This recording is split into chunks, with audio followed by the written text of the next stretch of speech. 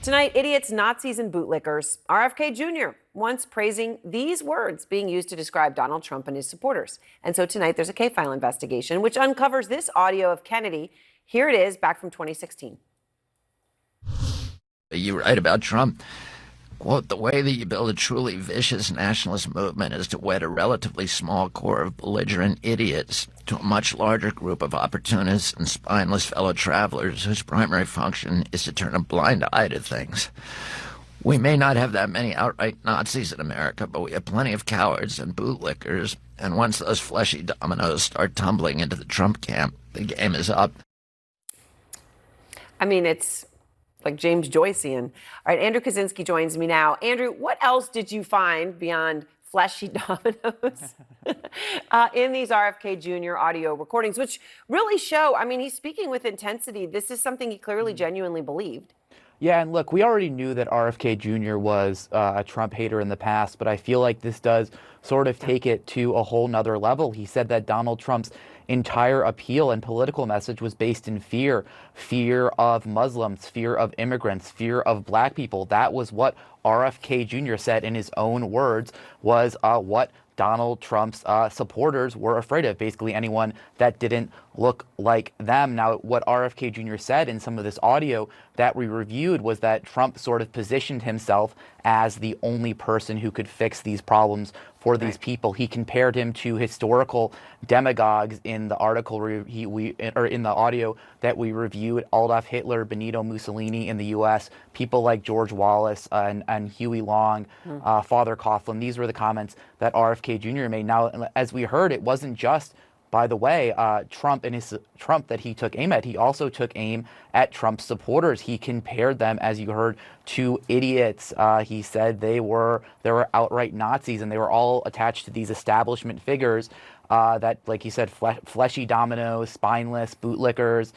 This is really sort of like Hillary Clinton's basket of deplorables comment, almost on steroids. And here is the kicker sort of in what we found, Aaron, that he eventually sort of concludes that Donald Trump was not like Hitler, but not for the reason that you might imagine. Take a listen to this audio.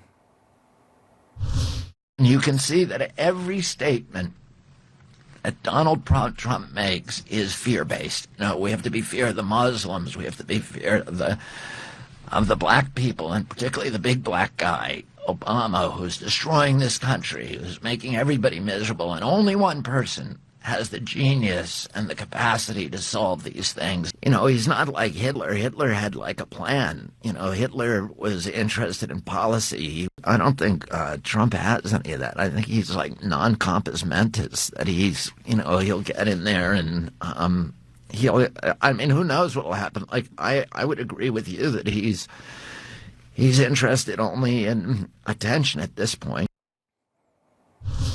And look, I think it's important to point out, too, that RFK didn't stop this criticism after Trump became president. He wasn't one of those people who saw Trump as president and thought he did a good job. He was criticizing him all the way up until July, when he called him then a terrible president. Right. All right. So, Andrew, RFK also came after Trump on some of the issues that RFK Jr. has spent, you know, so much of his life fighting for, that he cares deeply about. All right. So what did he say about those?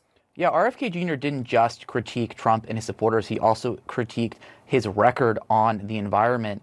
In the audio that we listened to, in one of the clips that we found, he referred to Trump, quoting an article from the climate scientist Michael Mann. He said he was the, quote, worst climate denier. He said he was going to gut all of these key environmental protections for just these short-term gains. And then, you know, in other audio, he said that Donald Trump was essentially going to turn over his administration to lobbyists from the very industries that they were supposed to be regulating. Listen to this. Trump isn't just going to destroy the climate, but he's also promised last week, when he spoke to the oil industry, the shale gas industry, he promised that he would get rid of the Clean Water Act. So he's just going to open the floodgates to every kind of pollution. So we did reach out to the Trump transition team over all of these comments, and they did send us a statement from RFK Jr.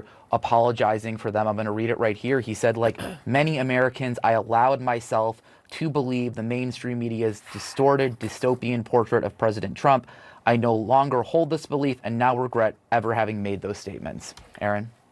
Well, that worked for J.D. Vance, so we'll see if it works for RFK Jr. All right, thank you very much, Andrew Kaczynski, K-File. It's important to see all of that and hear all of that. And perhaps what may matter in terms of what